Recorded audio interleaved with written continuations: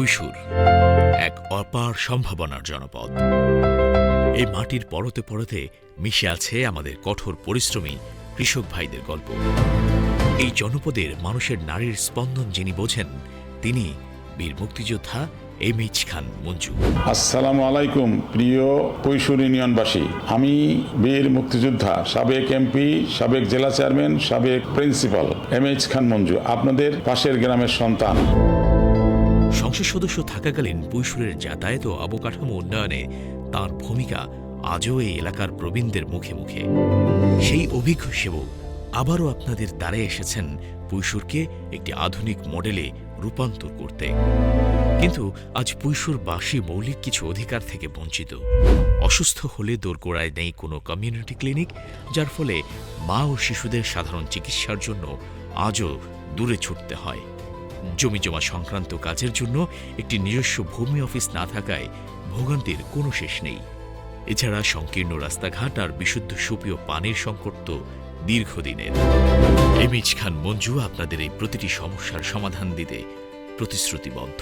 আপনাদের এলাকার রাস্তাঘাটগুলো আমার এমপি থাকার সময়, জেলা চেয়ারম্যান থাকার সময় আমি শুরু করেছিলাম। আপনাদের চেয়ারম্যান সাহেবও জানেন, আমি আপ্রাণ চেষ্টা করেছি কাজগুলো করার জন্য। যে কাজগুলো এখনো নলেজে আছে, বাকি আছে, আমার নখদর্পণে আছে। ইনশাল্লাহ আল্লাহ যদি রব্বুল আলামিন যদি আমাকে এবার এমপি বানায়, তাহলে আপনাদের কাজগুলো ইনশাল্লাহ অতি দ্রুত করার চেষ্টা করব। তার প্রধান লক্ষ্য হবে পুইশুরে একটি আধুনিক কমিউনিটি ক্লিনিক স্থাপন করা, যাতে প্রতিটি ঘরে স্বাস্থ্যসেবা পৌঁছে যায়। আপনাদের দাপ্তরিক কাজ সহজ করতে তিনি নির্মাণ করবেন একটি আধুনিক ভূমি অফিস।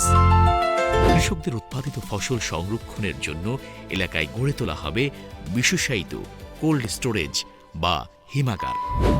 পুইশুরের শিক্ষিত বেকারদের কথা মাথায় রেখে তিনি কারিগরি ও আইটি প্রশিক্ষণ কেন্দ্র গড়ে তোলার পরিকল্পনা করেছেন।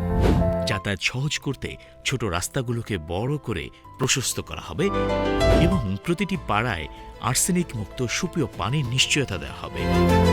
পুইশুর হবে এমন এক এলাকা যেখানে মানুষ সেবা পাবে নিজের হাতের নাগালে। যিনি গোপালগঞ্জ কোটালীপাড়া রাস্তা দিয়ে আধুনিকতার দ্বার খুলেছিলেন, সেই বীর মুক্তিযোদ্ধা এমএইচ খান মঞ্জুর উপর আবারও আস্থা রাখুন। পুইশুরের উন্নয়ন আর আপনার পরিবারের সুন্দর ভবিষ্যৎ নিশ্চিত করতে আগামী নির্বাচনে হরিণ মার্কায় আপনার মূল্যবান ভোট দিন।